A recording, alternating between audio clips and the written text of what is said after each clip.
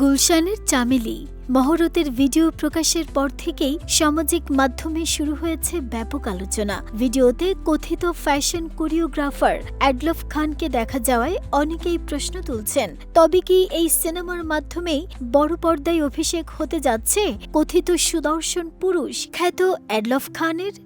যদিও এ বিষয়ে নির্মাতা বা সংশ্লিষ্টদের পক্ষ থেকে এখনো কোনো আনুষ্ঠানিক ঘোষণা আসেনি। এদিকে সিনেমাটিতে থাকছেন দেশ বিদেশের এক ঝাঁক তারকা।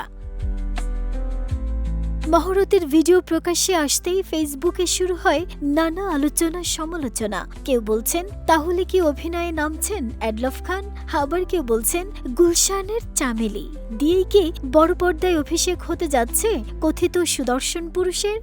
এরকম একটা উদ্ভট প্রকৃতির মানুষ কিভাবে সিনেমায় সুযোগ পায়?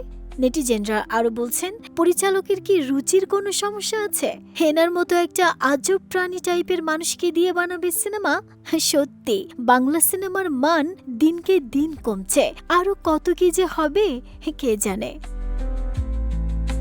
এদিকে অ্যাডলফ খানকে সিনেমাটির অভিনয়শিল্পী হিসেবে এখনও আনুষ্ঠানিকভাবে ঘোষণা করা না হলেও এক ভিডিওতে তাঁকে বলতে শোনা যায়, অবশ্যই এটা আমার জন্য এক বড় প্রাপ্তি। আমি আগে থেকে কাউকে কিছু বলতে চাইনি, কারণ আমি চেয়েছি যখন সবকিছু হবে তখন মানুষ এমনিতেই জানতে পারবে।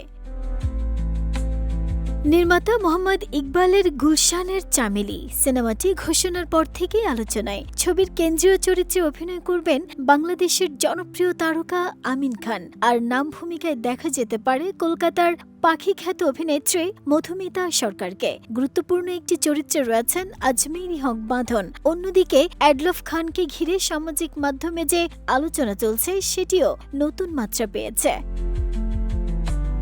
জানা গেছে, রাজনীতি, ক্ষমতার প্রভাব এবং অভিজাত সমাজের অন্ধকার বাস্তবতাকে ঘিরে নির্মিত হচ্ছে এই সিনেমা। দীর্ঘদিন পরিকল্পনায় থাকার পর অবশেষে মহরতের মাধ্যমে আনুষ্ঠানিক যাত্রা শুরু করেছে ছবিটি। শুটিং শুরু হবে খুব শীঘ্রই।